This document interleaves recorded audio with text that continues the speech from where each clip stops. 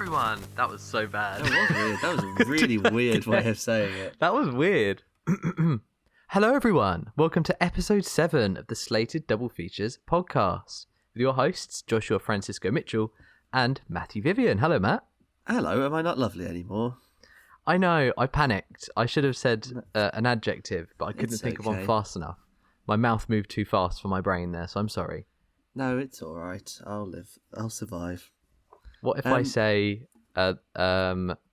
magnifique? Because that's quite relevant to this Oh, episode. that's better. The magnifique Matthew Vivian. Yeah. So we've got a very strange pairing this week. Basically, Napoleon is the new film, and we thought we should probably do like another historical epic, and then we both were just like, I can't be arsed. And so we did Ratatouille instead. Yeah. I said like, we should open it up to the audience, and then I was like, but they'll just fucking pick Ratatouille or something. And then we both at the same time were like, oh my god, they're both French. So I would say it's coincidence that like 3 of our pairings so far have been Disney. We do have a wider film palette than Disney. The thing is as well, like we don't know what we're doing next week because like Maestro and Wish are both out. Like so it depends whether you go with like Bradley Cooper's Oscar bait film or the new Disney princess movie, or I don't know. We could do, I don't know, Saltburn, or there's something else that came out a few weeks ago, but I think it's just out in the UK. So someone at work has seen Dream Scenario at the cinema, and I was like, I haven't seen it anywhere. It's so frustrating. All these bloody American short releases, even shorter over here. It's really stupid when they still in this day and age like release things much later in the UK. Just for like smaller films, like Poor Things is out. I swear that's already out in the US, isn't it? Or like lots of people have seen it. It's definitely not out till like January in the UK. And like I really want to see The Zone of Interest. That's not out till like way later than US. It's just dumb. Like I remember when Disney Plus first came out, and it was months after that Disney Plus came out in the UK, and like the whole series, first series of Mandalorian, it was out, and I don't know how they expected us to like wait. Everyone pirated it. I remember the good old days of we used to get the train into the Milton Keynes station from Leighton Buzzard, and we used to do a long walk. It was like 20-25 minutes from the station to the Cineworld, which was the only cinema there at the time, and have I been we there? would go and see. I think we saw Little Mermaid there, didn't we? We did. Yeah, we did. Yeah. And we would always go and see, me and a couple of friends, the new Marvel releases. We'd see it, and then the walk back would just be us chatting so much shit about, oh man, can you believe so-and-so was seen? Oh my god, what do you think about the next one? And what made it so exciting was they would always come out like a month before America. So Disney could see how well they're doing. Yeah. Could see how they could project that to America and see whether they need to ramp up promotion. That was great for us. I loved getting all those films and like little tidbits behind the scenes. It was only ever like 1 or 2 days, but every like Star Wars film like since Disney came out first in the UK. I like that, having the power of all these like American YouTubers who haven't seen it. Like I've seen The Force Awakens. I've seen The Rise of Skywalker, and you haven't. I think. Well, around that time, actually, Force Awakens, I bumped into J.J. Abrams in London, which is very bizarre. Yeah. Upon the screen now, for those viewers watching on YouTube, you will see a picture of me and J.J. Abrams around the time of The Force Awakens. Wow. I did. I said, hello, J.J., can I have a photo, please? And he said, yes. Or something of the such in an American accent. And then I got a photo and then he left. On to our weekly roundup. Yeehaw! Yeah. So I've seen the Star Beast, but because of work, I haven't really seen anything else. But I have been reading a book. Okay. Does that count as a weekly roundup? It's a bit nerdy, but I know. I guess you can talk about it. Sad. As long as you won't bully me if I talk about it. I will do. I'm going to shove that book down your throat. I'll bash your head with it. I'll give you my lunch money. I've been reading the BFI Film Classics, one of the books from that series where they look at film classics and talk about them. And this is the Michael Eaton book about Chinatown. And I got it expecting it to be a read about the film and more about the screenplay and the production. But it was just behind about the part of the city that has like Chinese exactly right. like restaurants and supermarkets. Well, you joke about it, but the kind of format of it is it breaks down a scene, and talks about the characters and their significance in the plot, and how they drive the story, and then it goes into like a tangent for a chapter. So, for example, I'm about halfway through. They talk about when the main character, so he's a private detective, and he's tasked with following the husband of a regular. She comes in and says, "Look, I think my husband's off doing some shady things. Can you find out what he's doing? I think he's having an affair." And you find out that he is in charge of the waterways of Los Angeles, and is investigating why water is being dumped in a drought that's causing the drought to be even worse. So I'm like, okay, that's really interesting. It then goes off into a tangent about the waterways in Los Angeles, talking about how it's like pumped down from the mountains, and the political side of developers buying up land when they knew this was happening, but they've been getting shady deals. With the origins of like why it was written into the film then? Yes, yeah, exactly. Okay, it kind of says that there's a lot about Hollywood in film, but there's not a lot about LA, which is what makes Chinatown an interesting take on LA. So yeah, that's really interesting. Not what I was expecting. We will talk about it mostly next week because you haven't finished it. But yes, please. I watched Scott Pilgrim. I watched the film and I watched the new series Scott Pilgrim Takes Off. How many episodes have you seen? One still. I've only seen one. I have not had the time. Okay, that's interesting then. I won't talk about it at all because it's so easy to spoil, I guess. Please don't. Have you started hearing things though? I haven't. I've kept away from it all just because I love Scott Pilgrim. It's my favourite film of all time. Yeah. I've seen it countless numbers of times. See, I'd only ever seen it once, and I watched it again, like after watching this. It's great. It's brilliant. I remember it's before so thinking good. like, "Oh, this is pretty good," but like, it's brilliant. It's so well done. It's so creative. I mean, it's so well directed. It's fantastic. And then I think they do a completely different thing with the animated show, but I think it's equally as good. Which I wasn't expecting. I'm not sure how kind of in the know you are with the books and all of that lore behind Scott Pilgrim. Read them, no. Very good. I'm not a nerd, I don't read. So they're by author Brian Lee O'Malley, who I think is from Canada. He is? He's also got another book called Seconds, which is being developed into a film. Okay. But while Scott Pilgrim was in development, the film with Edgar Wright, only 5 of the 6 books had been written and released. So I was aware of that. The Edgar Wright film is a feat in itself that it's able to condense 5 books worth of story into a 2-hour film. Yeah. And it had to come up with its own ending because it hadn't been written yet. So it's like Game of Thrones, but good. But good, yeah. So it's that weird cycle that we always talk about. Should have. Does he end up doing the same thing with the comic ending then? Because it feels like this is the natural ending of the story. Yes. So it's that weird cycle where something is originated, it inspires something else, and then the original thing is then inspired by the inspiration. So the film ends with the fight at the is it called the Pyramid? The Pyramid Theatre or something like that? Might be right. Yeah, well, there's a pyramid on the inside that he's sitting on top of. Yeah, where he fights Gideon. Yeah. And that's where the big final showdown happens with Nega Scott as well at the end. Yeah. So Brian Lee O'Malley was able to watch the film and saw how Edgar Wright was going to finish it, and then wrote the 6th book inspired by that. But where in the book they go into Ramona's mind, or like the subspace world, and Gideon gets like huge, so it's more of like a big monster fight. Which is very cool. Big kaiju. Which I think that's in itself with it too. Which in itself leads into the anime, because the film is its own thing and has its own story, which is separate to the book, which is very separate to the anime. So they're like their own stories. I'm not going to ruin the anime, but I think it sort of gets a bit more connected than you'd think. But it's interesting. Yeah. The only thing that I don't agree with in Scott Pilgrim, I love it so much. That canonically the Sex Bob-ombs are a shit band.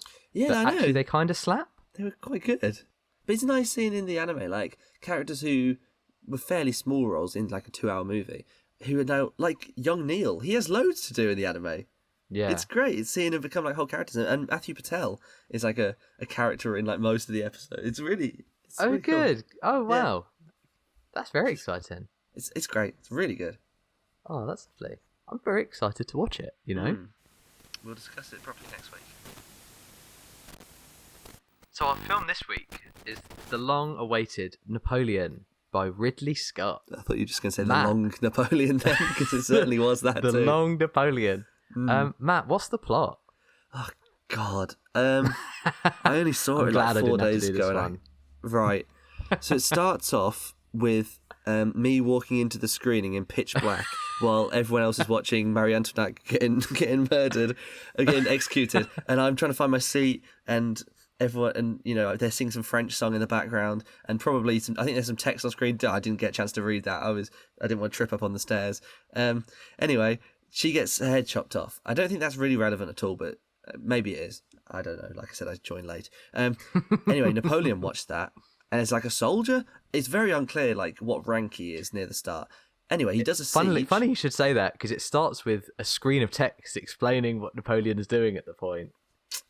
That would probably help like me. a young commandant or something. A young soldier aiming for a promotion. That's what it says. Because the first like battle is like a siege, and I thought like, oh, he's just like some random soldier, and then at the end they're like congratulating him as if he like won it for everyone, and it's like, what about? I thought he was just like a private. But so he does some siege that goes really well. He becomes emperor, and he just does loads of battles, fires a shitload of cannons, and he just gets more and more successful and kills loads of people in war. And he also, in his personal life, he like fancies a woman, like basically makes her marry him, and he just has lots of very awkward to watch sex scenes with her. And that's Napoleon, the movie, and it's not very historically accurate either. Yeah, I'm not too sure what we should do about spoilers for this, because obviously he's a real fella. It's Napoleon. So if you want to learn about him, go and read about him, because it happened. I mean, to be fair, going in, I didn't know that much about Napoleon. I knew that he loved war. I thought he had like an arm. I thought he like missing an arm, and he had his hand in his jacket. Or is that someone else? I think he had an illness towards the end, and that's why he had his hand in there all the time. But that was not in the movie at any point. No. And I know that he's supposedly short, although I actually knew that that's a misconception, maybe propaganda made up by. I think it's a British propaganda. Yeah, because I think he was about 5'8" in real life, which is taller than basically all his soldiers. And I knew that he fought in the Battle of Waterloo. I didn't know who won the Battle of Waterloo, but considering the fact that French never like successfully invaded us after 1066, I think I probably could have hazarded a guess. But that was it. I mean, I just knew he was some French fella. I knew he was emperor, and that was it. Oh, I knew he put the crown on his own head. So it was I didn't know what was happening at the end, so maybe we shouldn't ruin the very ending, because I didn't know it was coming. And maybe non-French people might not. So, as you kind of touched on at the start there, it's being talked about for its historical inaccuracies more than anything, I would say. Yeah. It's quite a long film, shorter than The Hunger Games, which we'd like to say. It doesn't feel... It was about 2.5 hours. I think it's longer by like 8 minutes, The Hunger Games. So yeah, as you said, it starts at the Siege of Toulon, which was where Napoleon was able to have his first kind of big victory at this siege at a port town that those dastardly British were holding. What do they like? And that kind of starts his ascent through the army, and eventual rise into emperor. What do you think about kind of the history and the talk about the inaccuracies in this film? Well, see, it does. Even though don't pretend to be a historian, I like to watch biopic to learn things. I want it to be accurate, and I mean, you can do things like like Rocket Man or Hamilton or something, where it's like we know that there's like certain bits that are like clearly, Alexander Hamilton wasn't rapping. He wasn't doing rap battles. In No, he Senate. was. He was. Like, oh, was he? He was. Yeah. Oh, okay. Oh, I just assumed that he didn't. That makes sense. Why Lin-Manuel Miranda did it like that then? Yeah. Fair enough. Anyway, I'm watching that next week in the West End. Ooh. It'll be quite fun, hopefully.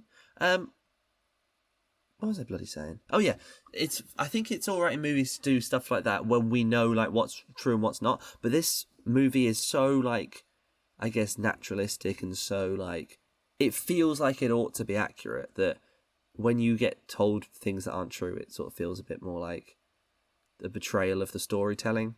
For what a biopic is. I just don't really like it when they do that. And also most of the time it's just unnecessary. Like, did Marie Antoinette need to have hair when she got executed in the movie? Like, because she didn't in real life, it was cut off her. It's just like dumb things. The visual, wasn't it, of holding her up like by the hair? Yeah, but I think it would make her look more like downtrodden and how more helpless if it was like cut off her. Yeah, true. I don't know. I thought that was stupid. And like him firing on the pyramids, like it looked cool, but yeah. ridiculous. So that's actually something I was going to bring up. Well, I will say the opposite of what I literally just said is the best part of the movie was that battle in the snow when they all fall into the lake. That did not happen in real life. So Didn't it? No, it didn't. There's no big lake there.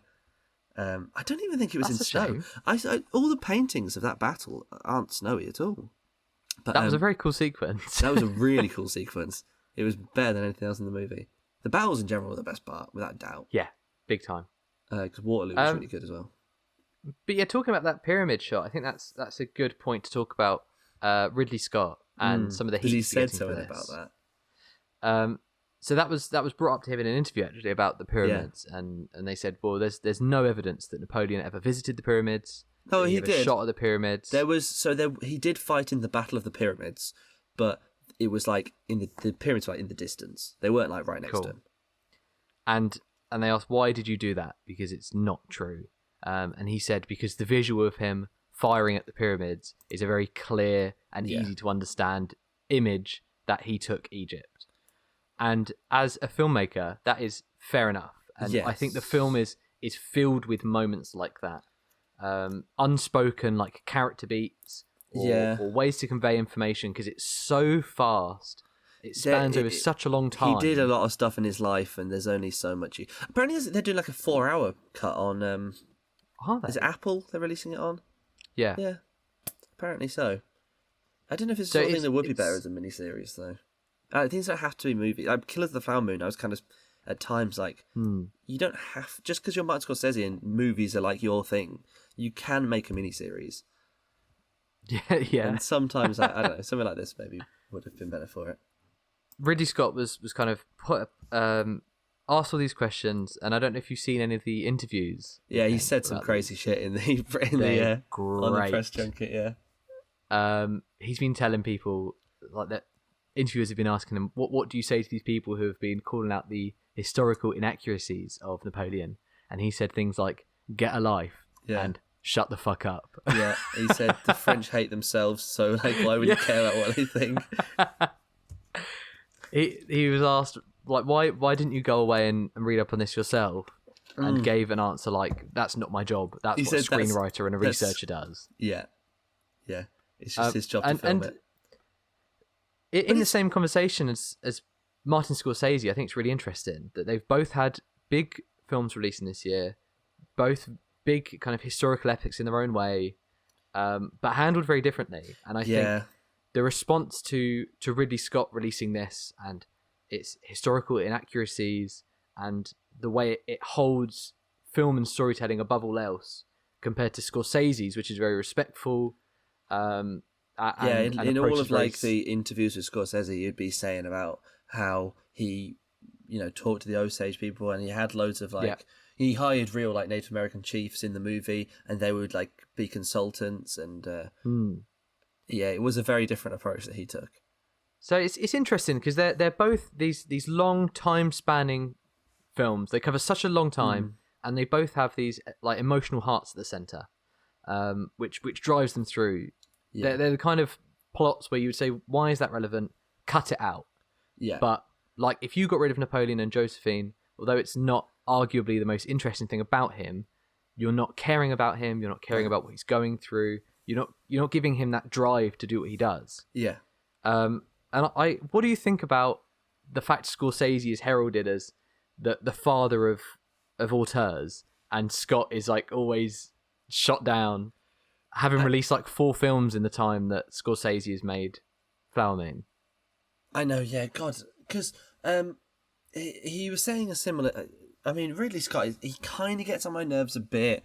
I mean, we know people who worked on this film and have not entirely been horror positive stories about horror stories. the filmmaking, yeah, about their time on it. But yeah, I think Ridley Scott's kind of just a grumpy old man these days. I remember when The Last Duel came out, and no one watched it because no one knew it existed because it had no marketing, and he blamed it on millennials on their telephones. It's like, no, it's because no one knew it existed. He pulled a David Lynch. Yeah.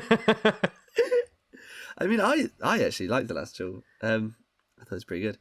But yeah, it's just, everyone watched like House of Gucci, which came out about a week later, because it had the silly accents and the sort of meme potential. Had Jared Leto in it. Great. Jared Leto in it doing a Mario voice. I never watched it actually because it looked shit and it's really long.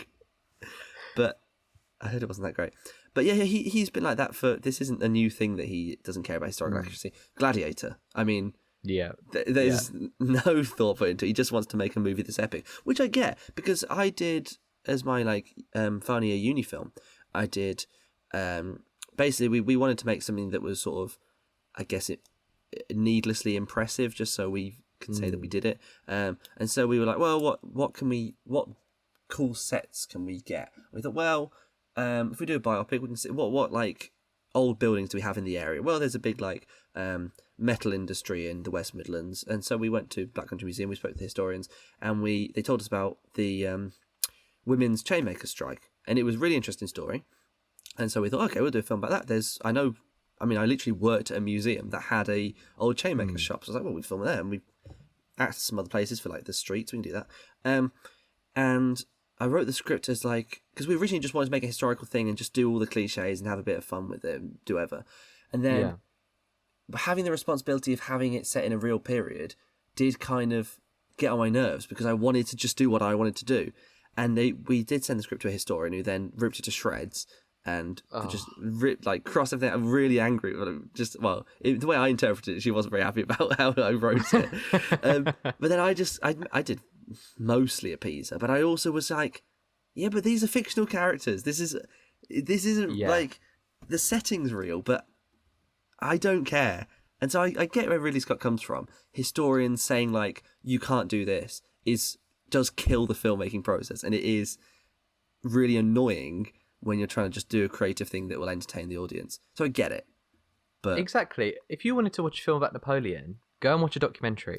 Yeah. If you want to learn about him, go and watch a documentary. If you want to watch a film, like an IMAX film where you watch a big battle like that. Yeah. I do understand. If you want to see it come to life, and you want a real understanding of what it may have been like in those times, and what he as a person, as a character may have been, go and watch Napoleon. If you want to learn about everything Napoleon did, all of his wars and all of his tactics and all of his strategies, go and read a book, you nerd. And I actually will say, because it's in the news so much about the inaccuracies, I do this after every biopic I watch. I then go and find an article about what was true and what wasn't. So I actually find out anyway. I don't leave it thinking false facts, because I go in and see oh, so it turns out this wasn't real. Oh, this is interesting. Why didn't they include that sort of thing? So I actually still did learn a lot about Napoleon. It was just mostly from articles, and also my mate Dan in the car on the way back explaining the first act, because I didn't know what was going on, but he knows history a bit. Because I thought so I did enjoy the film, but I thought the bits leading up to him becoming emperor were definitely the weakest part. I didn't know what was going on. It was all. Have you ever seen Downfall, the Hitler film about his last few hours in the bunker? The one where the memes from where he's screaming. Yes, yeah, I have. Yeah, the German one. Yeah.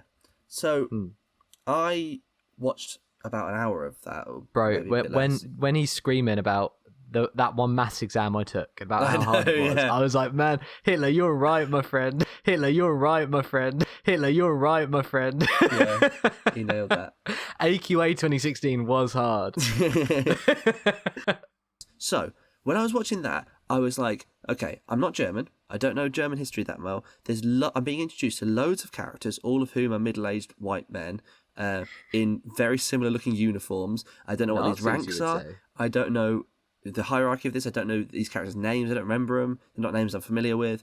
And they're not actors I'm familiar with. They're not faces I'm familiar with. So I was just like, I don't know what's happening. I don't know who's who. I don't know who's boss, who's been told to do what their names are. And I was like that a fair bit at the start, to a lesser extent, because there's not as many characters in that. But there was like all the characters know each other really well. And if you're French, you know history, you know what's going on. I don't feel like I had a clue for certain bits. Like the bits, there's like a courtroom bit. I don't know what's going on in that. Yeah, they try and arrest a guy and he shoots himself in the face. Yeah. Who's that? Yeah, it's strong points aren't any characters outside of Napoleon and Josephine. They are the only characters who have a relationship. They're the only every other character. Everyone else is yeah.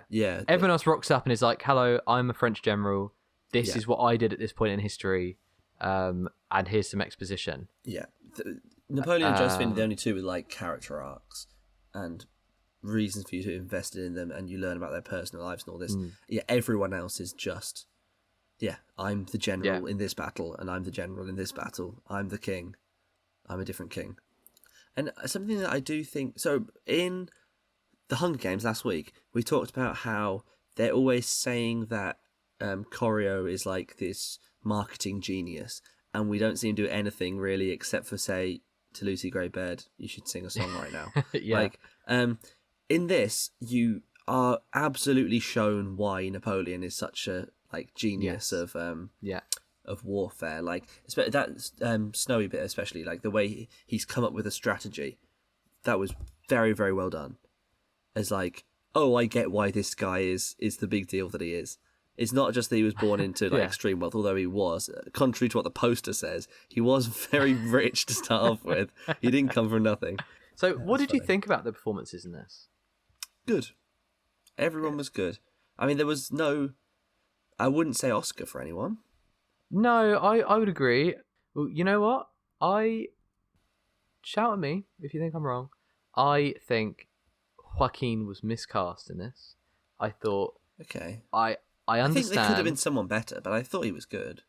Yeah, so something that I wasn't expecting about this film was that it was funnier than I'd expected going in. It was, yeah. There were some like pretty funny moments in there. And I don't know if that's... Some of the casting was very absurd, and some of the arrests of the council were very absurd. Yes, I was going to talk about that. We were dying laughing because there's a bit where it almost sounds like he's quoting the "Get Your Hands Off My Penis" video.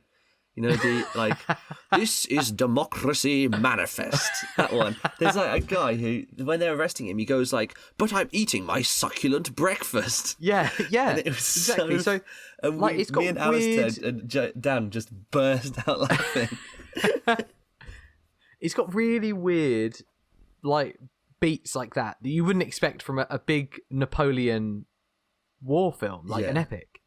And I just felt like Joaquin was too much at points. I thought there were really nice moments where he was taking it more seriously, and he has the range to be more serious. Yeah. But I don't know if it was the direction then that it just goes a bit too far. I'd say I enjoyed them quite a lot. I'm quite glad it was the way it was. I think I would have been quite bored if it didn't have those moments. Because all the bits at home, like with Josephine, are, you know, they have the potential to be pretty boring. And I think the odd bits of comedy kind of made it good. But it is also...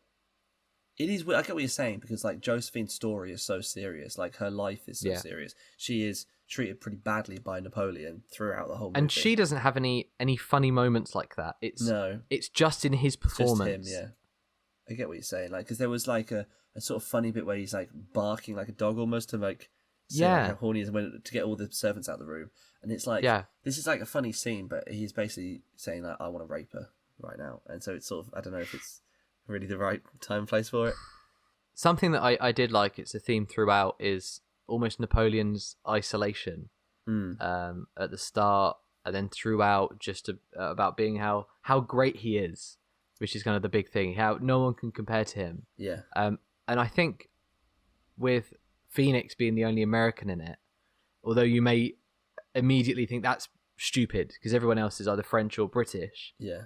that leans into that unique isolation feel that it just kind of feels off. Yeah. The fact that he's speaking in a completely different accent to everyone else. I think you're that's right. not in keeping with the time. What did you think about the old wars? I thought they were bloody horrific. Yeah. Oh my god. And I'm not talking about the behind the scenes bloody thing we've heard.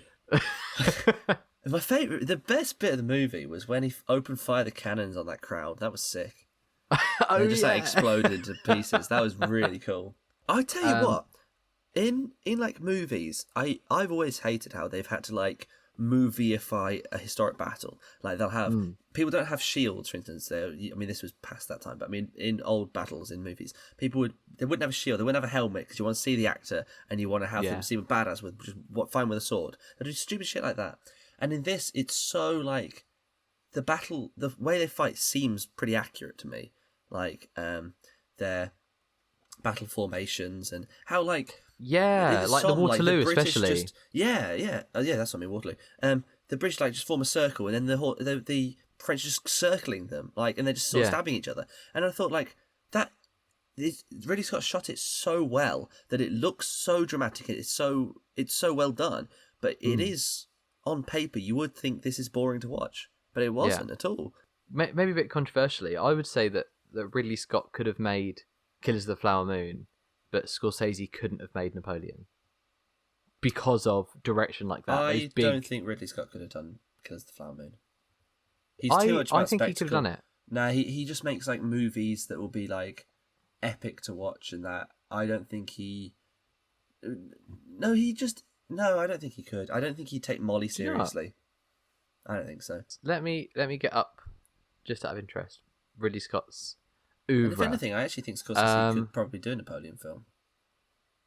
Yes, but not the. I don't think he could do the war stuff the way Ridley Scott does. Not the battles, no. Like, no. But Ridley Scott does do character well. Characters in a room talking. When he's given a script, he does. That has good character. He can do it. Just character. Like The Martian lives and dies by like Mark Watney, the character. And Blade Runner, and Thelma and Louise. Yeah, true. That's true. What else have we got here? But those are still like, they're not serious biopics about like a tragedy, like a racial-based tragedy which needs to be handled with care. Those are like... Oh, it wouldn't be respectful. No way, Jose. No. But he could do it. It wouldn't be what it is, but he could do it, I would say. I don't think it would be as good as Scorsese by a long shot. There'd be an epic shootout. Oh yeah, there would be. There would be. There'd be some more gunslinging than in the one we actually got. Well, I'm all for that. I like to see squibs. There were some good squibs in this. There were great squibs. But arguably the biggest jump scares in this were by Ben Miles. I know. So we should probably say we worked with Ben Miles on Hijack on Apple TV. Yeah. That's how us two met. Ben Miles plays, I don't know his name, Captain one of the generals. Robin Allen. No, I mean I know it's Robin Allen. This. I was a stand-in PA on that, and I acted the very last shot of the whole thing we filmed. I was in Ben Miles' costume, doubling for him because his double wasn't available. So, if we can I put on the screen now a photo of me dressed as Ben Miles? Gasp! There he is. Go. Look, there's me. Look at him go. Don't I look silly? I'm just trying to get up Ben Miles' character in Napoleon. Colin Kocht. That's it. Yeah, and a canicle.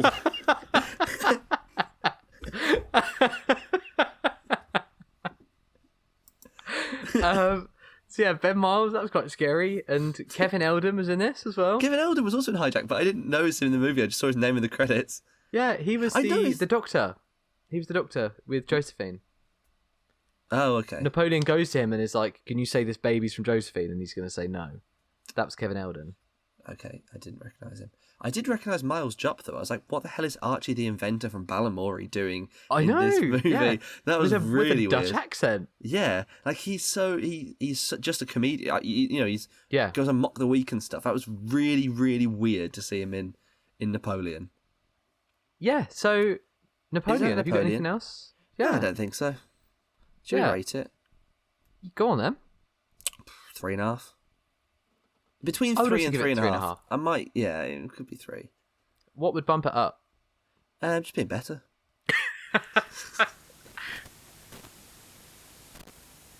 Oh boy, we are in for a treat. Could you please give us a synopsis of Ratatouille, as if we haven't all already seen it?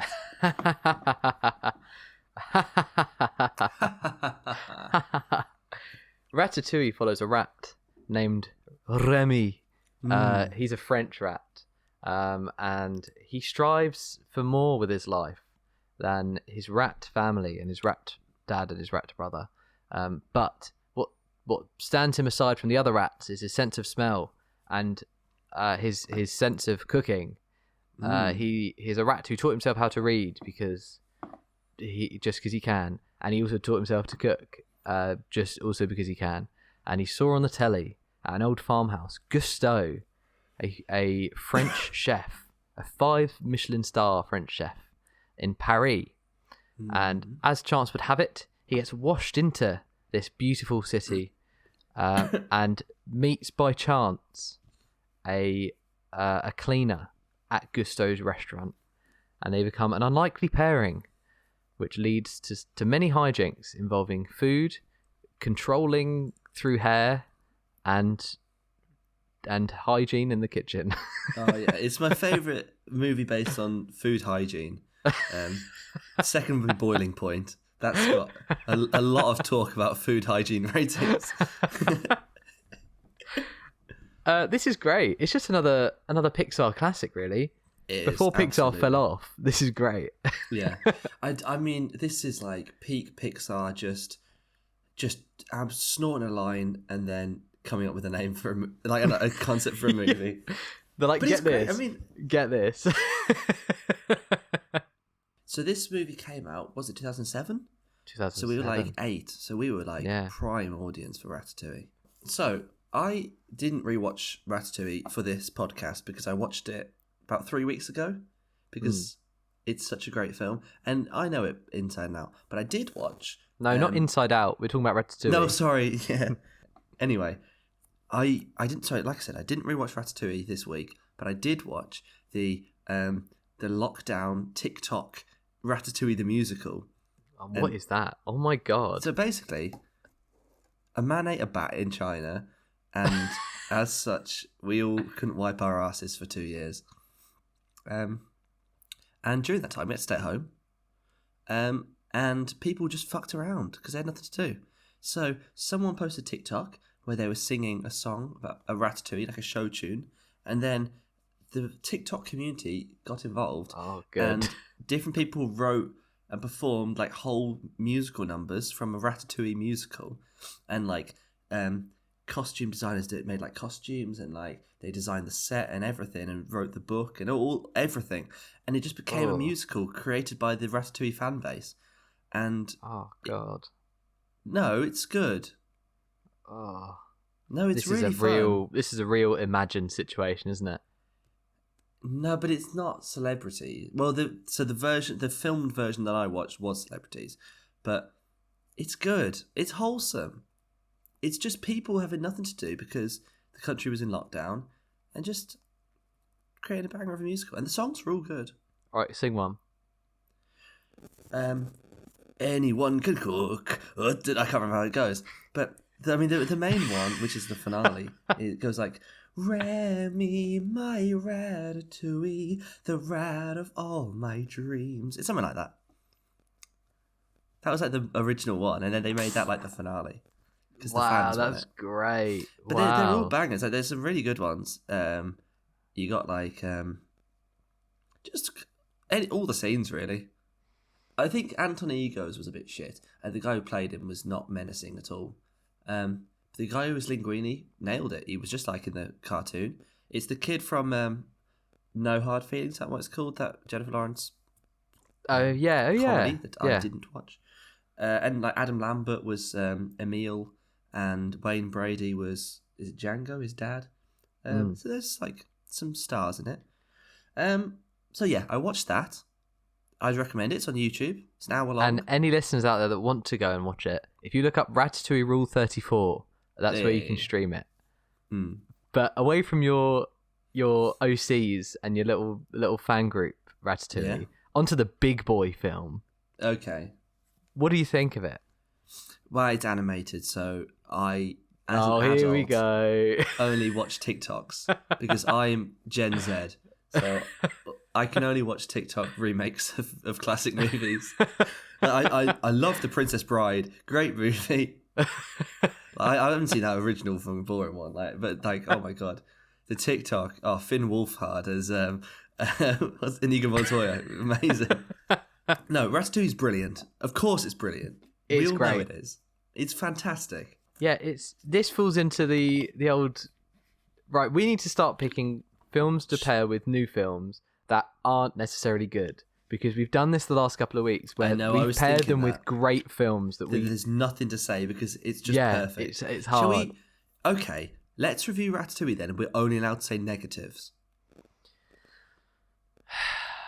I don't care much for the romance subplot. I don't think the two of them are very well matched. I don't believe they'll stay together after the movie ends. Linguini has like nothing going on because Remy does everything. Linguini, he should have some arc, really, Linguini, and he should have something that he's good at. Obviously not cooking, but maybe he's great at managing the business because he now owns it. He's not qualified for that. He doesn't have a rat doing his taxes. He has to do that himself. Also, rats live for like 2 years. That business is unfortunately gone bust now. Yeah, but Remy will have like 30 kids and they'll all be really good. So that's true, fine. Yeah, if he teaches them. That's franchisability if ever I've seen it. That's Ratatouille 2. That's Ratatouille. Ratatouille. Get us on and we'll do it. It'll be like Ghostbusters. The Ratatouille is now the next McDonald's. It's everywhere because rats just live everywhere. That would be sick. I'd watch that because then you could have like Linguini is sad because he doesn't think that Remy, and you can have Ghost Remy, like you got Ghost Gusto. Oh, true. He doesn't think Remy's whole thing about anyone can cook and his whole like the beauty of food and he doesn't think that's being properly handled by. They've lost it. Yeah, they've lost it. Now it's become just a franchise. franchised. It's just about eating to stop being hungry. It's no longer about the art, and it's no longer about making something new and amazing and thought-provoking and meaningful. There we go, Ratatouille. Written by us. Let's carry on talking about Ratatouille. That's an interesting thing to do. That's an interesting filmmaking. So it would be, I guess, it would be like because you can do like commentaries on like big brands, and I think Disney is the perfect company to do that. Yeah, because they're so forward-thinking and anti-big brand. Well, I mean, they invented magic. So Ratatouille. In his story, Remy is dead because he lives for like 2 years. Yeah. And this is a future. Maybe it starts with the restaurant, and you see it a couple of years later on, and it's still successful. But we follow Remy's son. Yeah. I mean, you'd surely be seeing flashbacks, I guess, of like the heyday of the Ratatouille. Yeah, maybe it's the novelties ran out a little bit. That the rats are in the kitchen. That's like a normal thing now. Animals are running every restaurant in Paris. And this is an opportunity for Ian Holmes Skinner to come back in. Oh yeah. But I will say I don't really like a Disney sequel where it's the same villain come back but shitter than before. How about he'd have to be in it, but I'd rather have a new villain. But who would how about be? the son goes to Ian Holmes Skinner to find a franchise manager, because Ian Holmes is all about pushing the Gusto's brand into fast food. Yeah. And they form like an alternate Remy Linguini pair. Yeah. A twist on the first one. Yeah.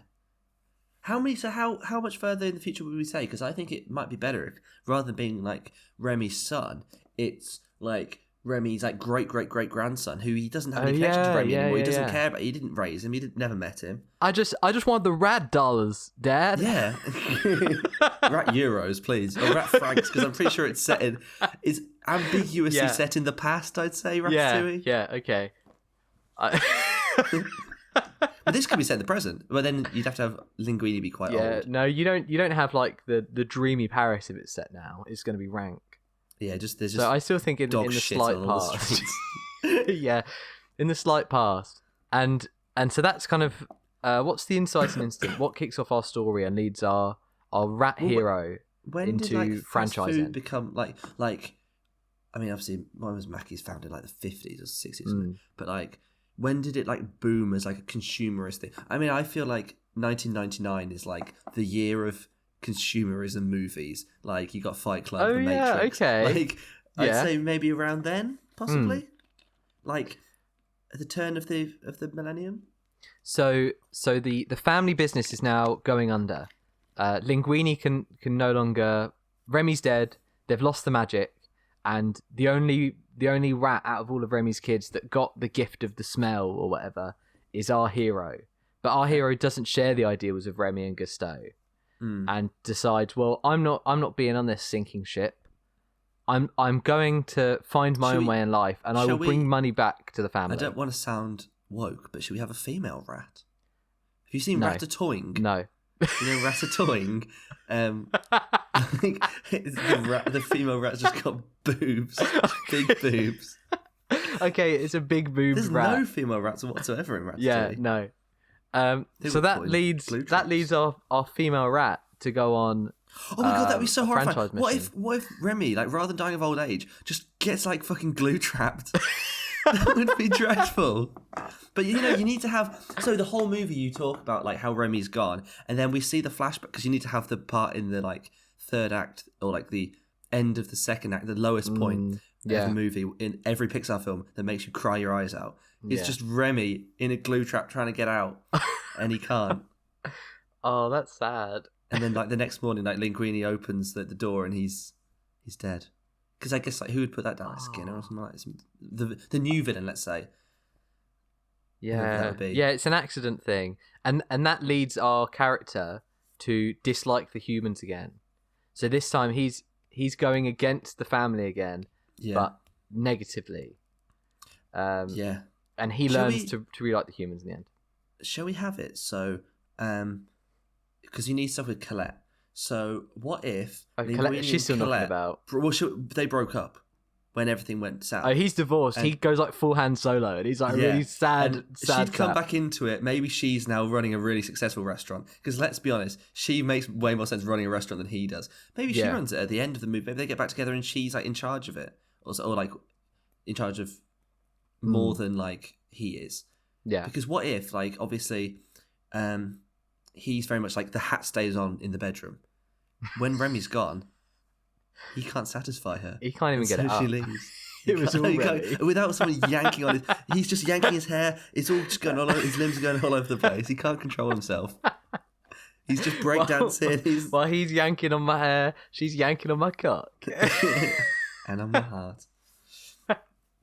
But yeah, I guess like because she could always be like not a villain, but like the main rival, like the rival.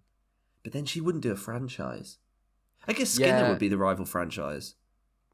No, but I think that's the twist, is that they go together in business, and go against Linguini. So almost we follow like the villains in this, because Linguini is the family-owned business, but our character who we follow doesn't agree with that anymore, and he wants to go out and make money, and he thinks the best way to support his huge family of millions of rats is to franchise.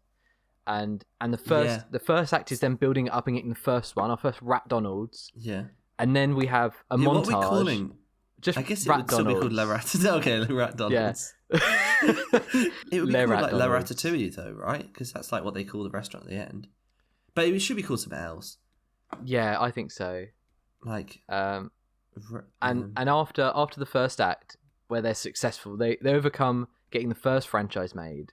We then have a montage of them popping up all over the world, and we see how Domi rodents. I'm trying to think of like just any pun with. It's got to be like a milkshake or a hamburger rat. pun. Yeah, but like Ratatouille has got ratted. Well, Pizza Rat is the closest we've got so far. Pizza Rat? Like Pizza Hut. No, that's crap. At least like Le Big Rat is something more similar. Le Big Rat. That would be good. Yeah, and so we kind of the rival company is using like rat meat. No, this is a kids' film. We can't have rat meat. They do all sorts of dark shit. And they franchise the Ratatouille recipe, the family Ratatouille recipe, and it's a secret thing that you're not supposed to share with anyone. And he's like, no, I'm going to steal it, and everyone's going to love it. But the flavour and the love is gone from it. And that's the lesson he learns. It all comes back to Le Ratatouille at the end. Yeah. So how does it end with them just doing the restaurant again? But they've still got all these restaurants now, and he still has to support his family.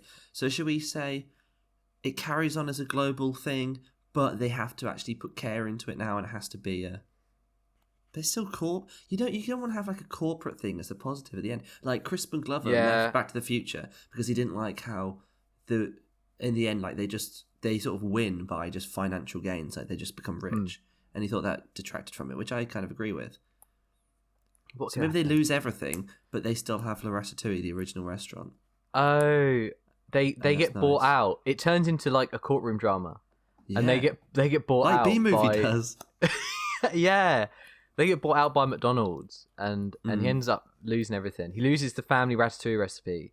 But what about all the generations of rats who... But then again, you could say then, okay, well, cooking isn't for everyone, but as a rat, you should be doing whatever you want to do. You should be You should be living your dreams. Oh, you shouldn't be following. They don't all have to be chefs just because their ancestor was a chef. They could be a mechanic or a plumber. A plumber, yeah. Or plumber like rat. a lawyer. A lawyer rat. And rats just rule the world. Better call rat. It's all just like an allegory for anti-Semitism. Just out of nowhere. And it's all an allegory for trans rights. It's like an allegory for like the Nazis like propaganda. What stars are we getting? Actually, I will say Ratatouille doesn't really have any stars in. They never really did back in the day in Pixar. No, like, Patton Oswalt's very good though. And Ian Holm's very good. Yeah, but like the guy who voices Linguini and the guy who voices Emil are both animators. Yeah. Like they used to do that quite a lot of Pixar. Yeah. Peter O'Toole is obviously Lawrence of Arabia, pretty big. But no one's going like, oh, should we go and see the new Lawrence O'Toole picture? Like what you had to do? Like it's not particularly it's only Ian Holm. But I think our sequel will give us a chance to really look into the life of Chef Skinner a bit more and see why he is the way he is. Maybe we have flashbacks to him and Gusteau in the restaurant. Flashbacks because I don't feel like I care so much about Skinner. I actually don't feel like I need to see him again. And then, but if he learns a reason to care, then I'll into that.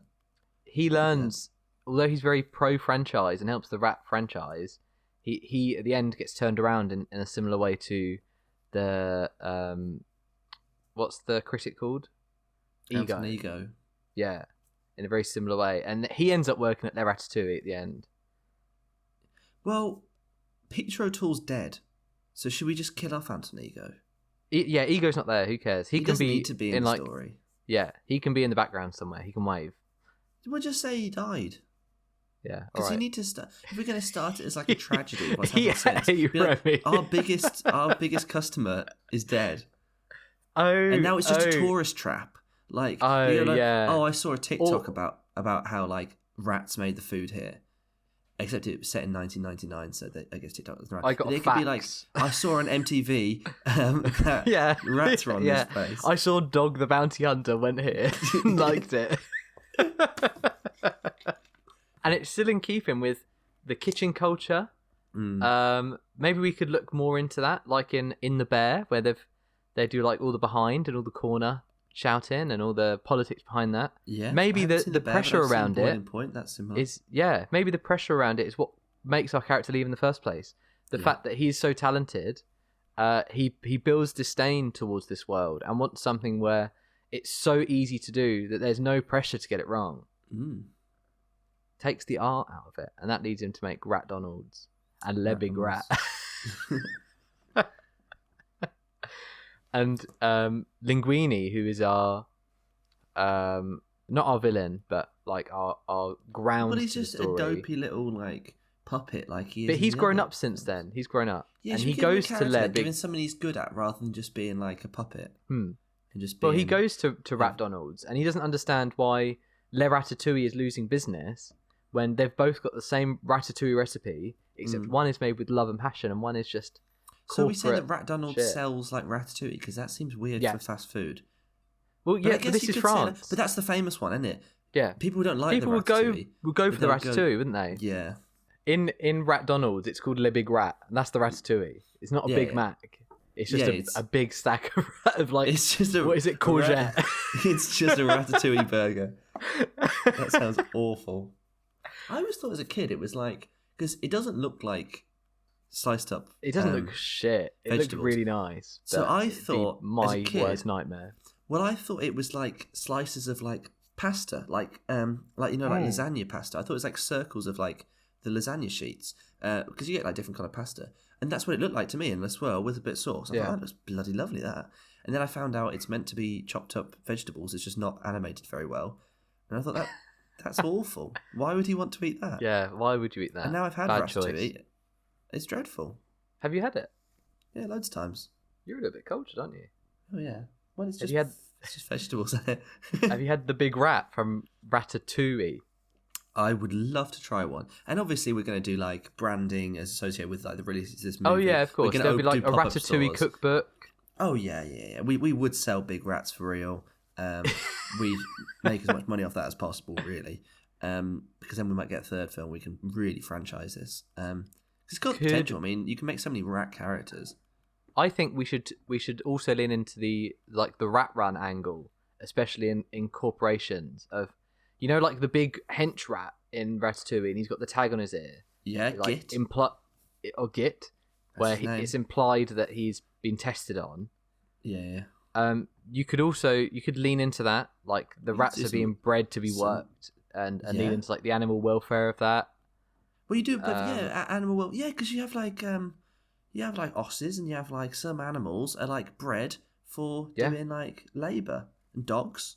So you can have that. You can have those themes, and you can have obviously the corporatism like themes.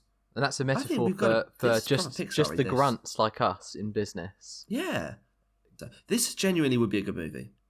Because it's a different movie. It's got sort of some different themes, and it's got like half different cast, but it's also a continuation of where the story would logically go. I think it's great.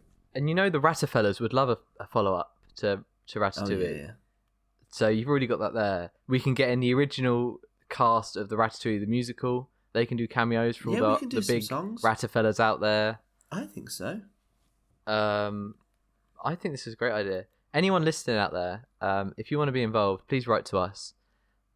We would love to have grunts do our work for us. Yeah, we're just ideas men. We want people to do it for us. Yeah, like the Ratatouille musical, we can just get the community on board. So people will write different scenes. People can draw the characters. Yeah, that's great. We can get animators to come and make it for us. I think our big project for this channel is we should make Ratatouille. Ratatouille. I'd be up for TikTok, do your thing and make this for us. that. And then we'll put our names in big letters at the start. Yeah. It'll be story and ideas by us, and then you'll have like just scrolling credits for all the actual work you do. Whip that shit past because it's a kids' movie. I don't want to read it anyway. Then we have to get to the bloopers. That'd be fun. Oh yeah, the fake bloopers. So we'll have obviously Woody come in. He tries the food. Probably I don't think Tommy's eat, so he probably doesn't like it. Very probably can't really taste it. He doesn't have like a. I think he might have a tongue. He doesn't have taste buds. You'd have they open the door to the fridge and like it's the Monsters Inc. world. Oh my god, yeah. And Sully's like, "Hey, Mike, can you pass me a Ratatouille?" Yeah. And then like Riley's like emotions or like they got the jingle from like from big what's it called Rat Donalds like stuck in their head. They just got the triple dent gun one out and now they're going like do I'm loving rats.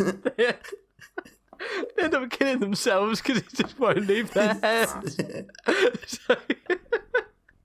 So Riley gets institutionalized because she's got no promotions. She gets a new emotion that's just a rat who's just trying to go to Rat Donald's. Go to ask Mum and Dad if we can go to Rat Donald's. I want to go to Rat Donald's. Try the new big rat. And she just, this rat is just running around her mind. And then it just multiplies.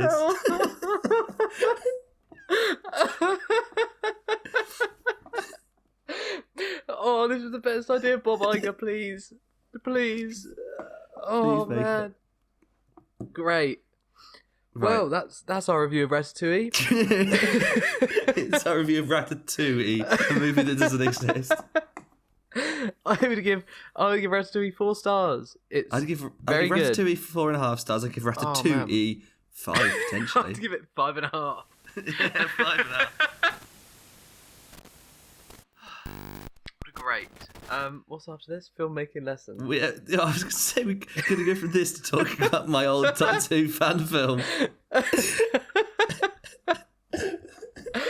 Wow, as a filmmaker, what would you take away from Napoleon or Ratatouille or Ratatouille? Oh God, I would take away from Ratatouille. Really, just if you've got a great idea, just milk it. Just do everything you can with it. The most creative thing to do is, if you've got an idea, just run with it. Run it into the ground. Like, just, I want like food related. I want to eat a big rat, and that's what good like filmmaking is. You could write something that people are like, Mummy, please can I go to Rat Donald's? And that's all because of your writing.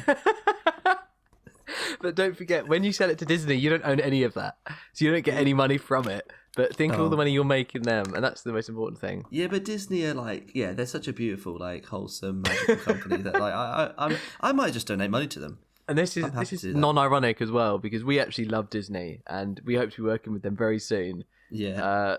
They're my favourite company, hands down. I mean, we could even put in a gay kiss in Ratatouille that's easily editable. Very, very easy for to China. Edit out, yeah. No dialogue over it. No one's allowed to talk over the background. Yeah, can't have music because then it wouldn't line up with the song. Yeah. We can have 2 gay rats kissing, and then we cut immediately to live slug reaction, and then everyone knows that could actually have it's happened. Yeah. Oh man, that's a great lesson actually. I've also learned that doing films about dead real people can't say that you can't make films about them. So that's free money there. Yeah, that is Napoleon can't say you can't make a film about him. Yeah, Napoleon's not going to cancel you. Remy's not going to because unfortunately he got caught in a glue trap. His decomposing bodies at the start of Ratatouille. It does a David Tennant, Catherine Tate catch up, standing in a green screen. Yeah, David Tennant's just floating in the air in space. I Remy thought that was looked found in a glue so trap bad. last week. I loved the episode, but that opening scene, I was like, "What the hell is this?" And Rachel Talalay is a good director, but that wasn't it. And Donna's just sitting at a table with a laptop. Yeah, and there's framings of the two they characters talk about so it in the episode anyway. They talk about how many times that she can't learn who he is and all that stuff. So I don't know why it was there at the start. Weird. I guess just to really catch it. I would have been happy if they just did a trailer, to be honest. On to our classic segment. Curse double features. Oh my god, I forgot. I've only got a few. I've only got 2 Napoleons and a Ratatouille. Do you want to start? Oh no, I'll start. Mine are shit. I'll get them out of the way. For Napoleon, I have Transformers Revenge of the Fallen, because the pyramids are damaged by giant metal balls, that being cannons and Devastator's balls. Remember the testicles joke? I do remember directly that. beneath the enemy's scrotum. I do remember that. Wow. What a great shot. There's that one. And then I've also got Shrek, because a horny, short ruler of a kingdom says something along the effects of, "Some of you may die, but that is a sacrifice that I'm willing to make." Do you have any Napoleon? You got a Napoleon, don't you? I've got one for Napoleon, and that's Napoleon and Mamma Mia, and both feature sequences set at Waterloo that are bangers, actually.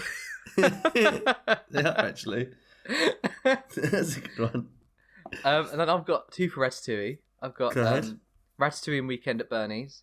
Yeah. Both have moving around of sleepy dead bodies without them knowing to hilarious results. Oh god, the best. And I Ratatouille. And I'm disappointed that they cut that out of. That's not in Ratatouille. I mean, I respect the filmmakers for making it something different, but you need to have one sequence of like a hair pulling rat thing, just as like a reference to the first film. Or no, we'll do like he looks at the hair, but then never does it. He goes, "No, that's stupid." Oh, but I think that you should have to do it for the fans. Yeah, but just pointing out and then saying how stupid it is for the fans. That's a way to make them happy. And then my second one was, I know you haven't seen it, but it's Ratatouille and Koyaanisqatsi. And these are films that I can barely pronounce and spell when looking for on Letterboxd. Oh, I know how to spell Ratatouille because I'm cultured. I've eaten it many times. I keep doing it wrong. I just look Rata and then it comes up, and that's enough for me. Ratat, as in like rat-a-tat-tat. As in the Pokemon Rattata. Yeah, and then ooey. Like, we as in like French for yes. Oh yeah. And then LLE. As in as in like right. a guy with a stutter trying to say like the shortened version of Eleanor. Like he goes Right. Yeah, you're right. I take that one back actually. That one's quite easy now. I can spell Ratatouille. Right, I've got a Ratatouille one. And it's Scott Pilgrim. Which is a super cool, mysterious, and hot emo chick falls in love with a weedy little creep. Wow. Is it time? Did you watch The 11 Doctors? I've seen the start of it, and I told you I could not make it all the way through. Watch the whole thing. Watch the whole thing. All right, I will. While you're talking about it, I'm going to have it on in the background. Okay. So, the short of this week, because it's the 60th anniversary of Doctor Who, well, it was a few days ago, we're going to talk about my 50th anniversary special of Doctor Who, The 11 Doctors, which I made when I was 14 with some of my friends from school, only one of which had ever watched Doctor Who. And it's just really good. It's probably the best thing ever made. And that's all I have to say about it, really. I more wanted you just to compliment me for... Can I talk about it, or am I going to be told off for talking about it? No, you talk about it. I don't have anything to say. Ask me questions. Do a Q&A. Ask me questions about it. Yeah, but then I'm not talking about it. You're talking about it. You ask me questions about it. Okay, well, what did you think of the mise en scène? Right. I think it's... Firstly, I can't hear what's going on. Well, the audio is quite bad. It is quite bad, yeah. I watched it last night. My mates came round, and someone said like it's like there's a kettle going on next to the camera the whole time. And you're so young. Your voices are so high that it's just piercing. It's not really, that high. Really hard. I'm 14. But I would say you can tell who you are. You can tell your characters by the costumes. That's very good. I'm the 11th Doctor. I didn't have a bow tie, but I tie a regular tie in an approximation of a bow tie shape. That's actually true. Quite clever, like guerrilla filmmaking, if you think about it. A bit of composited Dalek toys. That's very cool. Yeah, that's quite clever. That's like an image, and then I put them over the top. I would have liked it a lot more if it wasn't 14 minutes long. Yeah, I mean, a 50th anniversary special should be at least an hour, maybe like feature length, to be honest. Sort of 75 minutes, I think the Day of the Doctor was. We should have done that. Unfortunately, it was like actor availability and all that. Like, we had to film it in a day, which is a shame. Okay, but, okay. I mean, there's obviously the climax, like with the 11th Doctor and the Master, I'm playing every character because we just ran out of time to film. So I'm playing the Master, and then the Master regenerates, obviously, and then I also play that Master with a different coloured goatee on. Yeah, I see that bit. But there is one shot that I noticed, and my mates commented, they were like, wait a minute, there's 3 legs in that shot. And I'm thinking, like, how did I do that? I don't know. I'm thinking possibly I asked my dad to play one of the legs. Maybe my dad was a stand-in as either the Master or the Doctor. I'm not sure. Okay. But that was quite clever, the way that I managed to do that. It was a bit too long in that way. Sorry, I meant I wish it was a bit shorter, not a bit longer. If you kind of catch my drift. Oh, so you wish it was like not just one video; it was like 11 parts, like one for each. No. So like a series itself. So I watched this by myself, So without You friends, need to watch it without You alcohol. need to watch it in the cinema, really. If I was watching it in a group that I could maybe enjoy it a bit more, I would love this. But the fact I was watching it watch it with your girlfriend. I tried, and she told me to turn it off. No, it's a really good date thing to watch. Actually, it's got some. With a bev, with some mates. This is my mum's not perfect in the best way. Bev's not in this episode. No, she wasn't in this. I think my dad's leg might be in it, but Bev is nowhere to be seen. This can be like perfect cringe. This is unironic. Yeah, it's perfect. That's the thing. It's like cringe. It's like self-aware, like cringe comedy. It's great. In that way, it's great, and I would love to watch it the next time we have a viewing next year for the 61st anniversary. Or anything since, or like I would have watched like Ali G in that, but I mean, I pretty much just came up with like I don't want to like shag my own ass, but like I sort of independently like came up with the idea of cringe comedy, and I like basically wrote it in it because it's very funny scripted. It references a lot of Doctor Who things, a lot of Doctor Who related jokes for the fans out there. Because I mean, obviously it's 50th anniversary special. Like I'm doing it for the fans, whereas like if I were to do like a regular episode, I'd make it so the casuals can watch it. This is very much for the fans. And yeah, I mean it's pretty good, isn't it? All right. What do you think about? What was funniest for you? What was the best joke? Probably 6 minutes 43. When there's a jelly baby and Josh Harper's hand gets ripped off. I would say and there's a good scream. Funny. That's a good scream by Josh. Scream. That is Josh Harper hasn't changed in 10 years. No, he would do that scream today. But that was a clever reference because obviously in the 1974, I want to say, serial The Ark in Space, you have the Wirral, I think they're called, or is that the place by Liverpool? No, that's the Wirral. The Wirral is like a fly monster, but the larva, when there's like a guy turning into it, much like in The Fly, he's just covered in green bubble wrap. His hand and his whole body is like green bubble wrap. So that's a clever reference to that. He's meant to be like turning into like a Wirral. That is very clever, actually. Or a Wirral. The one that's not the town near Liverpool, the one that's the Doctor Who monster. But there's a reference to that it's bubble wrap. So, but the joke in this is that it actually is bubble wrap. Okay. So it's tongue in cheek. So it's got. So layers. obviously this question is going to be cut. So I'll ask you what questions would you like me to ask you? Because I know you want me to talk about you want to talk about it. So what can I ask you that would what spin-offs would you like to see? From this universe I've created. Is that what you want me to ask you? Yeah, well, obviously, like the Whoniverse has been founded now, in like Disney Plus. This was 10 years ago, but like if you had a time machine, if you had the TARDIS, and you could go back and you could be like, okay, I want to expand more on in like the series following. Which storylines would you like to see? Like which spin-offs would you like to see? Okay, so how would you expand? I'm going to ask you that then. Okay. Yeah. So as filmmaker of the 11 Doctors, a terrible Doctor Who fan film I made when I was 14. If you had really not very nice. a time travel device such as the DeLorean from Back to the Future, and or what even spin-offs? the TARDIS from Doctor Who. The what? Sorry, I'm talking about like a time travel, like the car. From Back to the Future. So if you had the car from Back to the Future, my time is precious. I'm here to talk about a really like a film that I put so much work into, and you're just cracking stupid jokes like that. Sorry. Do you know how much time it took to make the 11 Doctors? All right, sorry. Can I ask again? I'm really sorry. Can I ask again? So as the filmmaker behind the 11 Doctors, a terrible Doctor Who fan film I made when I was 14. You don't have to slag me off. If you had a time travel device like the phone booth from Bill and Ted's Excellent Adventure, where would you go back in time, and what spin-offs would you have from Doctor Who? Okay, so obviously I would. Can you keep it short, please? Turn this into a franchise. A lot more so than I did. So I only ever made that one picture in the Doctor Who universe. If I were to do it now, I would have done a whole series. So obviously Matt Smith is carried out. It was 2013. So actually Matt Smith regenerated. So this was filmed shortly before the Day of the Doctor came out, which means he had 2 more episodes. So then maybe in the series we'd be Peter Capaldi. I could be Peter Capaldi, yeah. So I'd probably do that.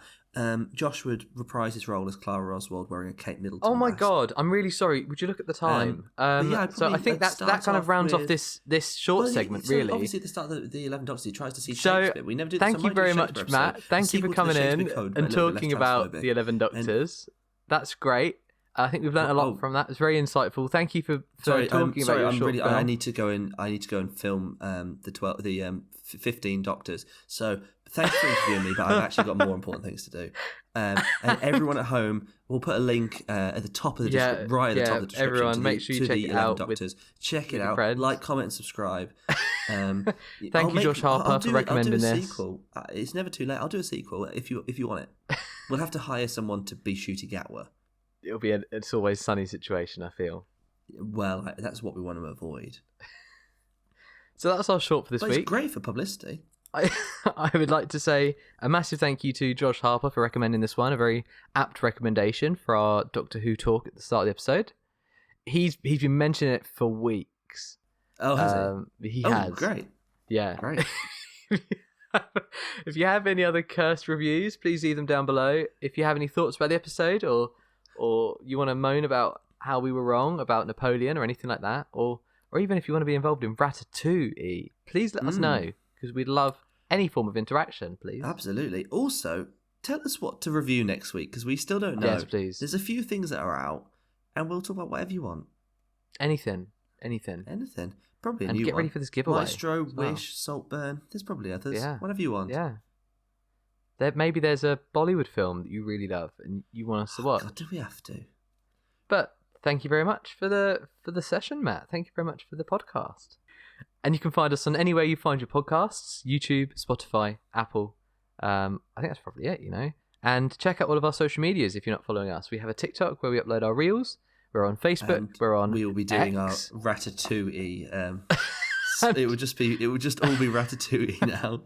Yeah, we're changing. We've rebranded to the Ratatouille numbers. podcast. It will be like us making our own like big rats. Maybe we should do a Ratatouille. How to Ratatouille. Yeah. That's the verb. to Ratatouille. Should we just change our podcast name to Rat Donald's and just change the whole branding?